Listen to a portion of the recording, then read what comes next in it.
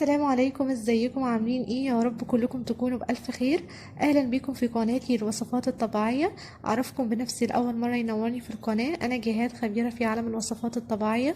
بمعلوماتي وتجربتي اقدر افيدكم بيها، وطبعا بنجاح كل وصفتنا بشهادتكم. فيديو النهاردة مهم جدا جدا لعلاج السعال والكحة المزمنة، وبعيد عن كل الأدوية اللي بيبقى ليها آثار جانبية. هنعمل النهاردة بالأعشاب الطبيعية أكتر من مشروب على حسب المكونات المتوفرة عندك في البيت. هتختاري المشروب اللي يناسبك. المشروبات دي بتساعد على علاج الكحة المزمنة، وكمان ان هي بتساعد على تهدئة حساسية الصدر، وعلاج الربو، وعلاج النزلات الشعبية، وكمان بتقوي المناعة، وكمان ان هي طاردة للبلغم، وبتساعد على تقليل آلام الزور. المشروبات طبيعية جدا طبعا، ومكوناتها بسيطة، وكمان بتناسب كل الأعمار. أتمنى منكم بس حبايب قلبي، قبل ما ندخل الفيديو بتاعنا حطولي لايك للفيديو ده، واعملوا اشتراك في القناة لو لسه أول مرة تشوفوا قناتي، وفعلوا زر الجرس اللي جنب علامة الاشتراك عشان يوصلكم إشعار بالفيديوهات بتاعتي على طول أول ما تنزل، وتبقى أول حد يشوفها. يلا بينا ندخل الفيديو بتاعنا مع بعض.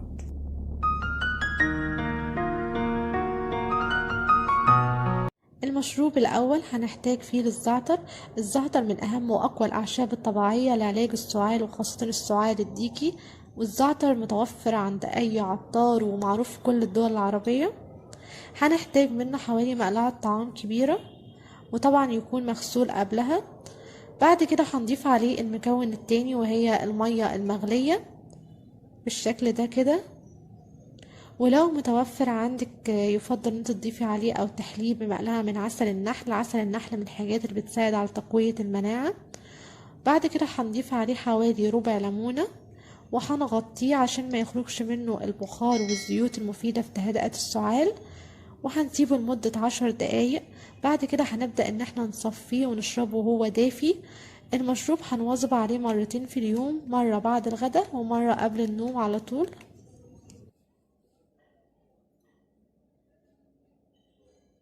لو مش متوفر عندك الزعتر هنعمل المشروب التاني، وهو ما يقلش أهمية عن الفوائد اللي فيه عن المشروب الأول. وهنحتاج فيه الأول مكون، وهو ورق الجوافة. طبعا متوفر عند أي عطار ومعروف جدا. هنضيف عليه شوية بالشكل ده كده. وبعد كده هنضيف عليه ورق تيليو. ورق التريو ده بيكون متوفر برضو عند اي عطار. بتطحنيه في الكبة بتاعتك مع ينسون، وتبدأي ان انت تخلطيهم على بعض. هيبقى شكلهم بالشكل ده كده، عاملين زي البودر. هنضيف مقلعة من التريو اللي مخلوط عليه ينسون، وهنضيفه على الورق الجوافة. بعد كده هنضيف عليه المكون الأخير، وهي المية المغلية. وهنغطي المشروب ده برضو لمدة 10 دقايق.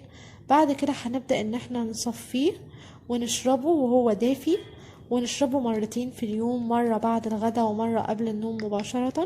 المشروب ده من الحاجات اللي بتساعد على تهدئة الكحة المزمنة، بالمواظبة عليه خلال 3 أيام أو يومين بالكتير هتخفي خالص بإذن الله من الكحة دي تماما، وبطريقة صحية ومن غير أي أدوية. متوفر عندك مكونات المشروبين اللي فاتوا، فكده هنعمل المشروب الثالث اللي ما يقلش أهمية في تهدئة الكحة المزمنة والنزلات الشعبية. أول مكون فيه العرق سوس، بس يكون مطحون بالكبة، وهناخد منه حوالي مقلعة بالشكل ده كده. بعد كده هنضيف عليها المكون التاني، وهي المية المغلية. وهنغطي المشروب بتاعنا لمدة 10 دقايق. بعد كده نشربه وهو دافي. ولو انت حبيتي ان انت تحليه بمقلعة من عسل النحل، بتساعد ان المشروب بتاعنا يكون اقوى في تقوية المناعة. المشروب ممتاز جدا جدا في تهدئة السعال. هنشربه امتى؟ هنشربه قبل النوم مباشرة، بمعنى ان احنا هنشرب المشروب ده مرة واحدة في اليوم. لو مش متوفر عندك مكونات المشروبات اللي فاتت، كده هنتنقل على المشروب الرابع. وهنحتاج فيه لأول مكون، وهو الجنزبيل البودر. هناخد منه حوالي مقلعة صغيرة بالشكل ده. وهنضيف عليه المية المغلية، وهي المكون التاني. بعد كده هنغطي المشروب بتاعنا وهنسيبه لمدة 10 دقايق، وهنشربه وهو دافي. وهنحليه بمقلعة من عسل النحل الطبيعي. المشروب ده هنشربه مرة قبل النوم. الجنزبيل من الحاجات الممتازة في تهدئة السعال وفي تهدئة الكحة المزمنة. لو مش متوفر عندك المكونات اللي فاتت فهنحتاج كده للمشروب الخامس، وهو النعناع الفريش او المجفف، لان النعناع بيحتوي على نسبة كبيرة من مضادات للبكتيريا. هناخد منه حوالي مقلعة وهنضيف عليه المية المغلية. ولو انتي متوفر عندك او حبيتي ان انت تحليه هتحليه بالعسل النحل الطبيعي. وهنشربه امتى؟ هنشربه ليلا قبل النوم. النعناع من مفيد جدا جدا لتهدئة السعال وتهدئة الكحة المزمنة. المشروبات دي طبيعية جدا ومفيدة وملهاش أي آثار جانبية طبعا، ومناسبة لكل الأعمار. لكن مش بفضلها بالنسبة للحوامل عشان برضو يكون في مصداقية وفي صراحة معاكم. طيب ايه بقى المشروبات المهدئة للسعال والكحة المزمنة المناسبة للحوامل؟ أول حاجة هنحتاج فصين من الثوم، وهنهرسهم كويس بالشكل ده.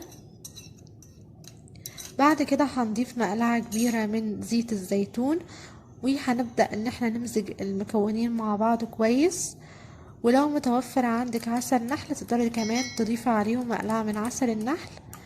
بعد ما نمزج المكونات مع بعض بالشكل ده كده، هنضيف عليها المية المغلية ونسيبها لمدة 10 دقايق، وبعد كده هنبدأ ان احنا نصفيها ونشربها وهي دافية. المشروب ده نشربه امتى؟ يفضل ان هو يتشرب على الصبح على الغريق، وكمان قبل الغدا وقبل النوم ليلا، يعني بمعنى 3 مرات في اليوم. الوصفة دي طبعا تنفع للحوامل والمرضعات والأطفال اللي هم من سن 10 سنوات. بالنسبة بقى للأطفال اللي هم 5 سنوات أو أقل في المرحلة العمرية، فهنحتاج مشروب ليهم لتهدئة السعال من اليانسون. هناخد المكون الأول ربع مقلعة صغيرة من اليانسون، وهنضيف عليها المية المغلية، إضافة لدهن الصدر بزيت الزيتون الدافي. أي من المشروبات دول طبيعي وآمن الاستخدام وملهوش أي أضرار جانبية. كمان بيساعدوا على تقليل التهابات الرئة، وبيعالجوا ضيق التنفس وطرد البلغم، وبيزيدوا من مناعة الجسم خصوصا لو حليناهم بعسل النحل الطبيعي. وكمان بيساعدوا على تقليل آلام الزور وعلاج الربو. خلال 3 أيام بس بإذن الله هتخف الكحة تماما وهتدعولي من قلبكم. بس كده، يا رب أكون قدرت أفيدكم في فيديو النهاردة ولو بحاجة بسيطة. أي استفسار بخصوص الوصفات اكتبولي في الكومنتات وأنا تحت أمركم.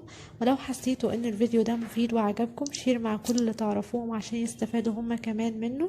اشوفكم الفيديو الجاي على الف خير في وصفة جديدة، والسلام عليكم ورحمة الله قبل ما وبركاته. تقفلي اعملي اشتراك في القناة ودوسي على الجرس عشان يوصلك اشعارات بالفيديوهات بتاعتي على طول اول ما تنزل وتبقي اول حد يشوفها. وادخلي على فيديوهاتي هتلاقي كل الوصفات اللي انتي محتاجاها موجودة جوه على القناة.